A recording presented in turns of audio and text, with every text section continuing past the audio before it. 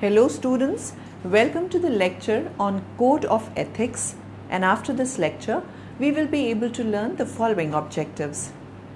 Understand the Code of Ethics and Guidelines, explain the managing ethics in the workplace, define the developing codes of ethics, discuss the business ethics in a global economy, define the business ethics in the global community, discuss international business ethics.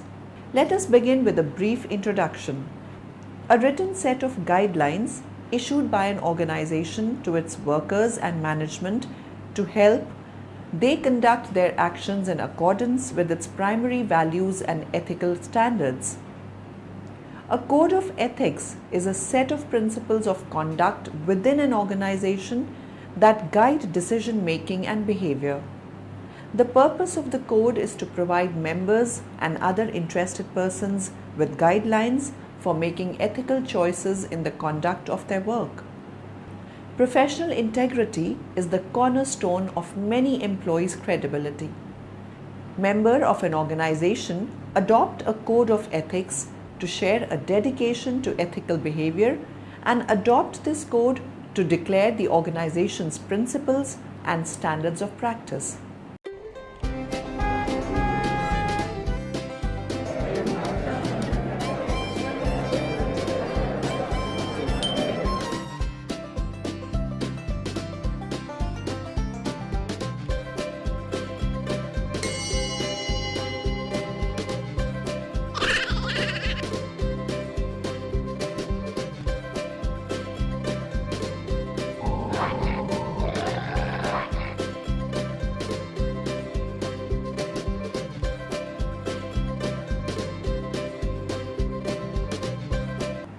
Can you tell me what could be code of ethics include and what is it actually? A code of ethics is a formal document rather than merely an environment, an understanding, a consensus, unwritten rule, or just an aspect of corporate culture. It is at minimum a published document. In many organizations, employees are also required to sign a statement to the effect that they have read and understood it. Variations on this theme exist. In very large corporations or corporations reacting to recent scandals, sometimes only corporate officers or only financial officers are required to sign. In other cases, multiple codes of ethics may exist tailor-made to such functions as purchasing, sales, accounting, etc. Codes of ethics are freestanding expressions of corporate, may contain a mission statement, a listing of corporate values, and general policies relating to operations. An important distinction exists between law and ethics.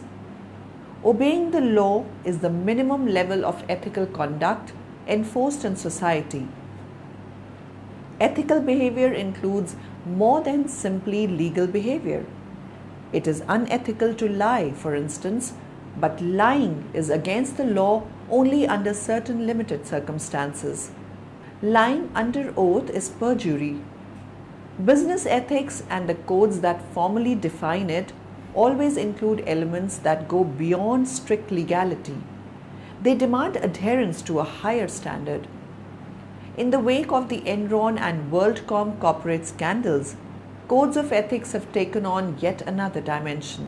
Legislation passed in 2002, the Sarbanes-Oxley Act, SOX, requires that corporations whose stock is traded under the provisions of the Securities Exchange Act of 1934 must publish their codes of ethics if these exist, and also publish any changes to these codes as they are made. This requirement has given corporations strong incentives to formulate codes of ethics in order to win investor confidence. Perhaps the best known code of ethics in history is the Hippocratic Oath taken by all doctors. Contrary to common belief that oath does not include the phrase "first does no harm," the actual language in the third paragraph of the classical version states, "I will apply dietetic measures for the benefit of the sick according to my ability and judgment. I will keep them from harm and injustice. According to Bartlett's familiar quotations, the more famous phrase comes from Hippocrates' Epidemics. As to diseases, make a habit of two things: to help, or at least to do no harm.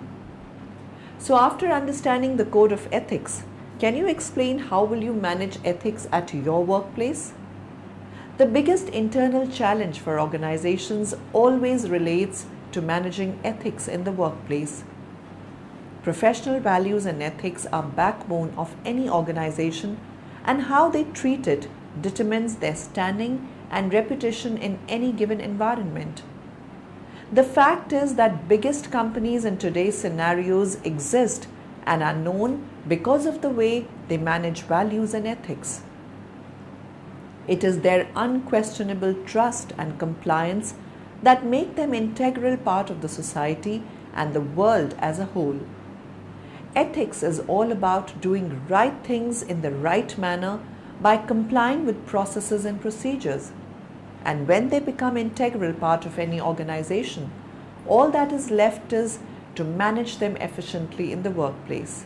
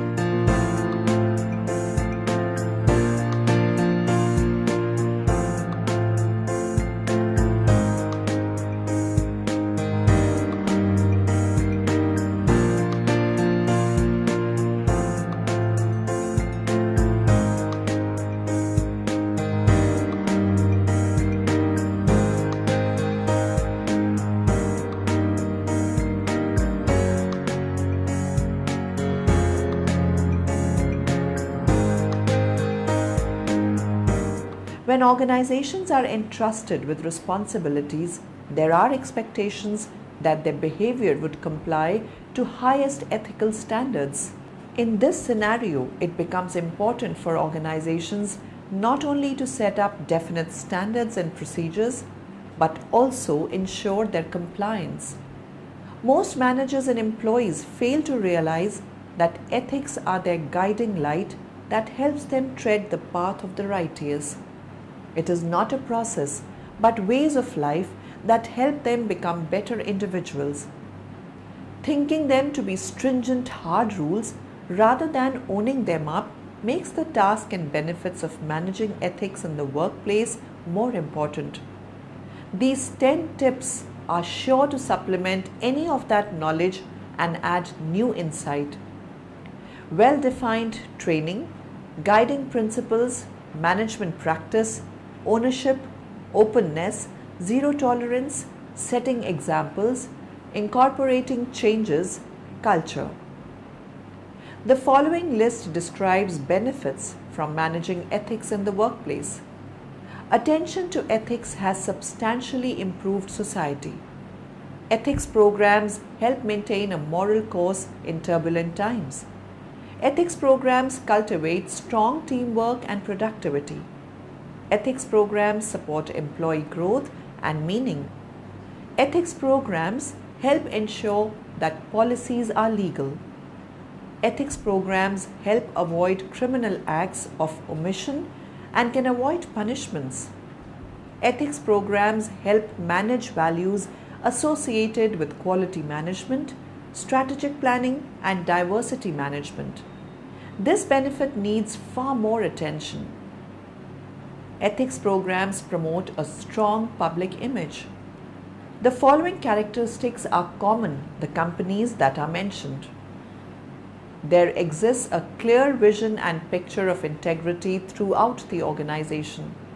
The vision is owned and practiced at every level of management. The reward system is aligned with the vision of integrity. Policies and practices of the organization are aligned with the vision and no mixed messages are being sent. It is understood that every significant management decision has ethical value dimensions. Everyone is expected to work through conflicting stakeholder value perspectives. Most of these organizations have ethics programs that convey corporate values, often using codes and policies to guide decisions and behavior, and can include extensive training and evaluating depending on the organization. They provide guidance in ethical dilemmas. Let's discuss the guidelines for managing ethics in the workplace. Recognize that managing ethics is a process. The bottom line of an ethics program is accomplishing preferred behaviors in the workplace. The best way to handle ethical dilemmas is to avoid their occurrence in the first place. Make ethics decisions in groups and make decisions public as appropriate. Integrate ethics management with other management practices. Use cross-functional teams when developing and implementing the ethics management program. Value forgiveness. Note that trying to operate ethically and making a few mistakes is better than not trying at all. Moving on to the next topic, developing codes of ethics. A code of ethics can help a business determine its priorities and values. It can also help you down the line if one of your employees or vendors drags you into legal trouble. These days, every business should have a written code of ethics. The code of ethics you create communicates the company's philosophy to employees, vendors, customers, clients, and the public. Because of a growing focus on business ethics over the last decade, according to Ethics Web, many customers now actively seek out firms that promise to do business in an honest and ethical manner. As a business owner, writing a code of ethics is one of your most crucial jobs.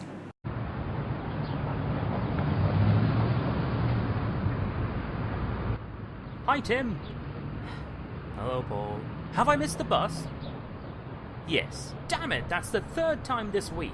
I can't be late again. Wait a second, why are you still here? You haven't missed the bus, Paul. It's probably just running late. Oh, thank God.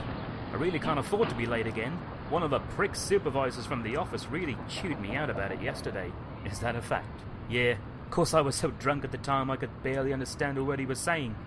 It was something like, Paul, if you're late one more time, you're going to be on your final written warning. Step 1. Review sample codes of ethics those companies in a similar use. Read those documents carefully and look for information you can apply to your business. Step 2. Review other documents related to your business, including the firm's mission statement and any specific policies new hires receive as part of their orientation. These documents can include the internet and phone usage and time off policies. Review documents that address the conduct standards your firm has established. Use those documents as a guide when you create your formal code of ethics. Step 3. Think about the ethical dilemmas that face not only your company but also its competitors. These ethical issues vary by industry, and it is important to directly address them in the company's code of ethics. For example, a clothing manufacturer could pledge Not cut off ties with vendors who use child labor. Step 4. Solicit input from employees when you create the code of ethics. Many companies make the mistake of leaving workers out of the loop, but the frontline workers confront ethical dilemmas frequently. Ask employees for specific examples of situations that make them feel uneasy and incorporate those ideas into the code of ethics. Step 5. Address potential workplace issues such as office romances and nepotism in your code of ethics. If your small business is mainly a family affair, outside employees might feel intimidated when they work with your family members. Make sure the code of ethics directly addresses hiring practices and the outlets for perceived grievances. Step 6. Assign an individual in your company to be responsible for compiling the code of ethics. Empower that person with the resources she needs, including the flexibility to communicate openly and frankly with frontline workers and others within the company. Allow her to solicit feedback from both the management team and the workers. Although the Chief Executive Officer, along with the legal team, is ultimately responsible for the content of the Code of Ethics, assigning a member of the management team to draft the document creates a single point of contact for everyone in the organization. Step 7. Ask your attorney to review the proposed Code of Ethics before putting it in force. Ask the attorney for feedback regarding any necessary changes to the document.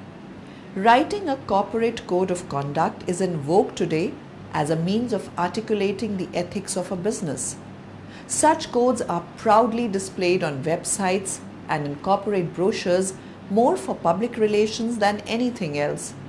True, they are useful for disciplining an employee for an infraction of the rules, but we do not see them as an effective way of implementing an ethics program.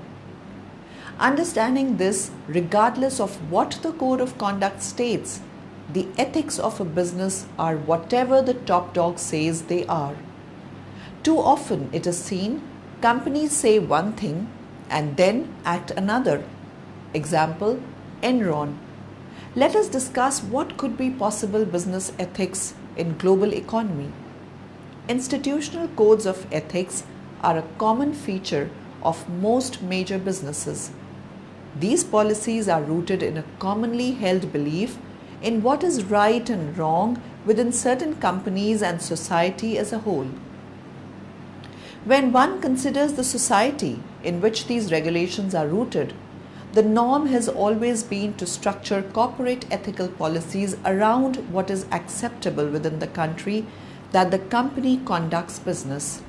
This stream of business dealings has expanded greatly with the introduction of the internet. A new global market has emerged within business of all sizes and specialities. No longer are international dealings limited to staples such as raw building materials, fuel, grains, or technology. The transfer of goods now includes things such as plastic water guns, hair bows, and printed t-shirts. This dramatic increase in global business dealings has created a need for more diverse institutional ethical codes. In the current economic market, where business can be transacted as easily across the world as it can across the street, the need for a global business ethical code has become an important concern for today's corporations.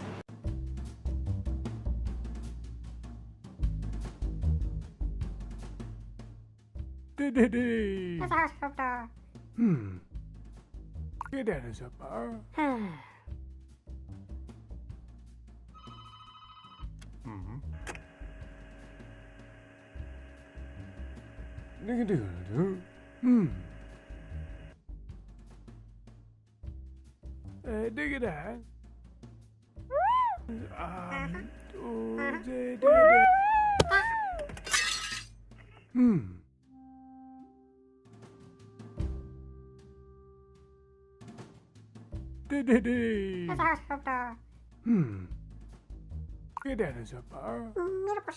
Dig it out. Of course. Dig.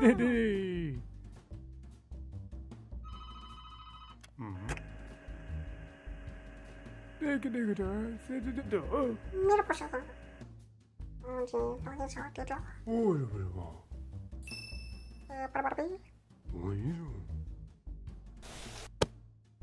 I knew I would.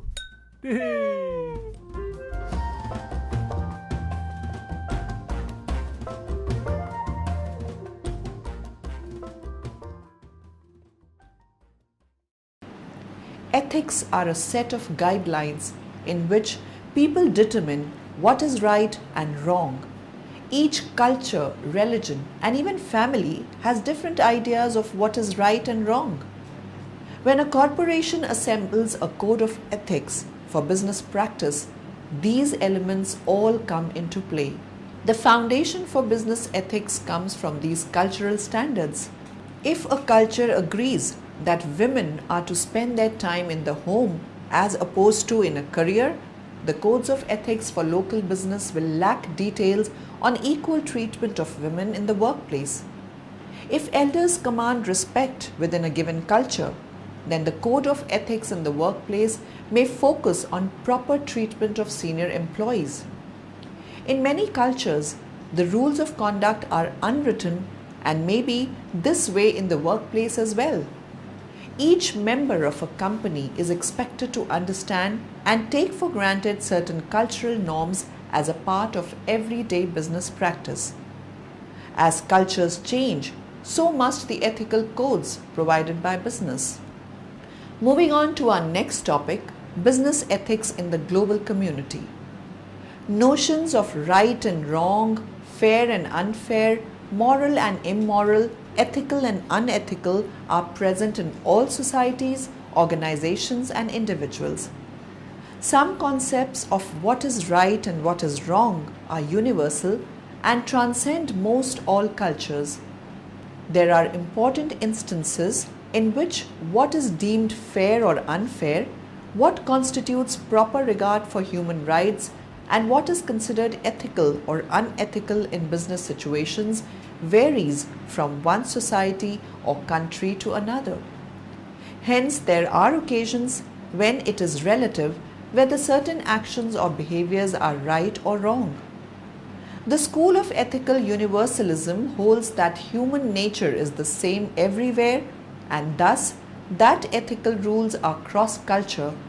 The school of ethical relativism holds that different societal cultures and customs give rise to divergent values and ethical principles of right and wrong. At work, discuss important factors that shape ethical behavior, describe specific ways in which HR management can influence ethical behavior, and to employ fair disciplinary practices.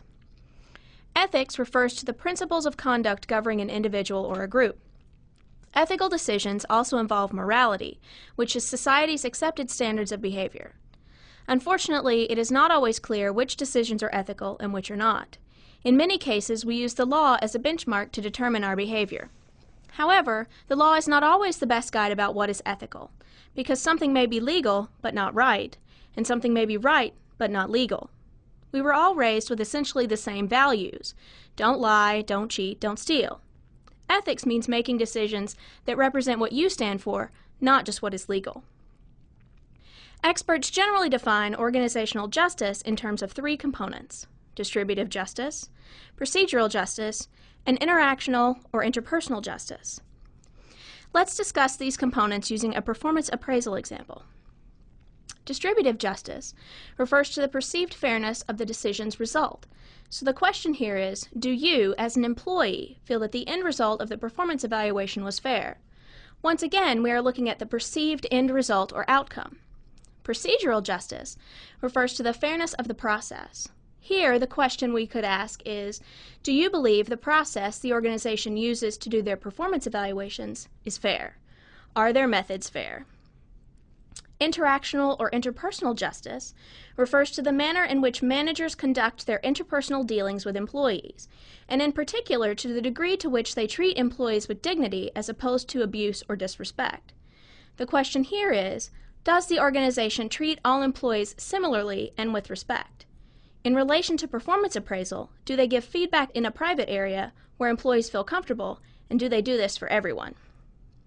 There are several factors that shape the ethics of an organization. The first are individual factors. Because people bring to their jobs their own ideas of what is morally right and wrong, the individual must shoulder much of the credit or blame for their behavior. There are also organizational factors. The scary thing about unethical behavior at work is that it's not necessarily driven by personal interests. Studies show ethical lapses occur because employees feel pressure to do what they think is best to help their companies. The boss also has a tremendous amount of influence on behavior. The manager sets the tone and by his or her actions sends signals about what is appropriate behavior. For example, if you see the boss take a longer lunch break, then what signal does that send to you? Having an ethics policy or code is a signal that the firm is serious about ethics. Sometimes ethics codes work, and sometimes they don't. In many cases, it depends on how often the organization enforces the policy and reminds employees of the expected behavior outlined in the code. Lastly, the organizational culture helps to define what is expected. Organizational culture is the characteristic values, traditions, and behaviors a company's employees share. To an outside observer, a company's culture reveals itself in several ways. You can see it in employees' patterns of behavior, such as ceremonial events and written and spoken commands. You can also see it in the physical manifestations of a company's behavior, such as its written rules, office layout, organizational structure, and dress codes. There are many reasons to treat employees fairly. Some of the outcomes of both the organization and the employee include reduced number of workplace lawsuits, increased employee commitment, increased work satisfaction, and the increased number of organizational citizenship behaviors, or OCBs. OCBs are behaviors individuals engage in not because they are required to, but because they help other coworkers or the organization succeed. For example, agreeing to help pick up the slack for an ailing coworker without some sort of reward or incentive is considered an OCB. There are several specific ways that HR can directly cultivate an ethical workforce. For example, screening out undesirables can actually start before the applicant even applies, if the HR department creates recruitment materials containing explicit references to the company's emphasis on integrity and ethics. The selection process also sends signals about what the company's value and culture really are in terms of ethical and fair treatment. Training is also a key issue. Ethics training typically plays a big role in helping employers nurture a culture of ethics and fair play. Such training usually includes showing employees how to recognize ethical dilemmas, how to use ethical frameworks to resolve problems, and how to use HR functions in ethical ways.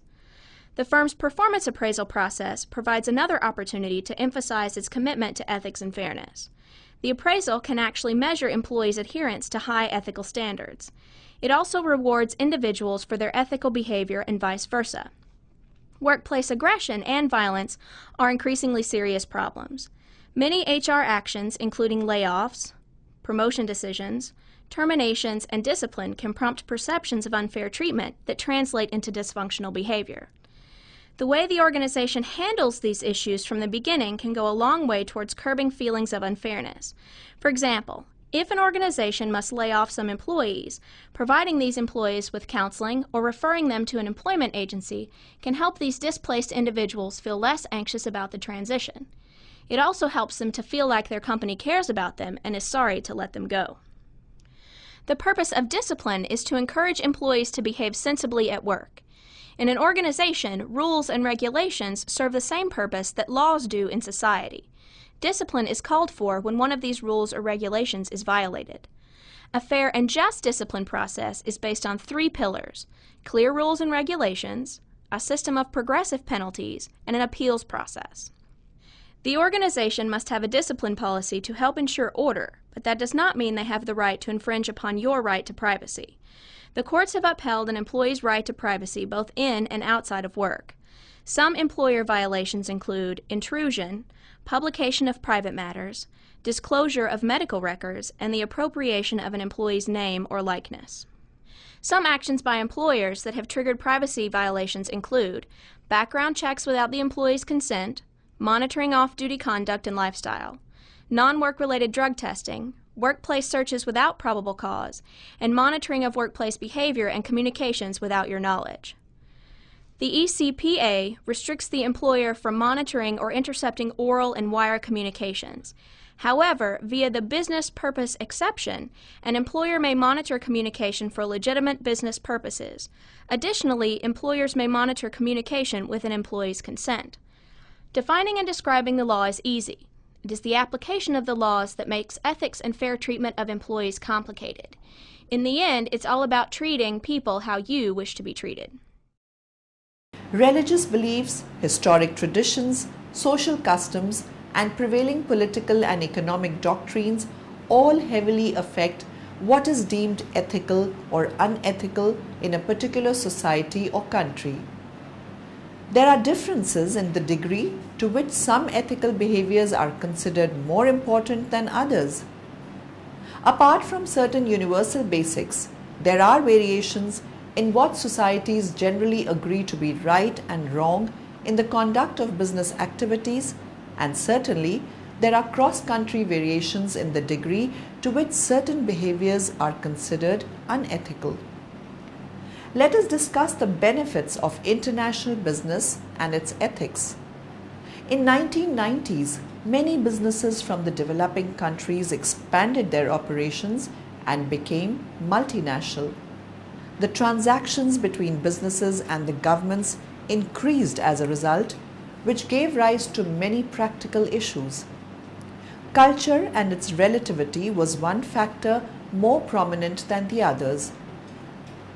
Other ethical issues in the context of international business are generally dealt with the laws of the land, although all of them fall within the ambit of international business ethics.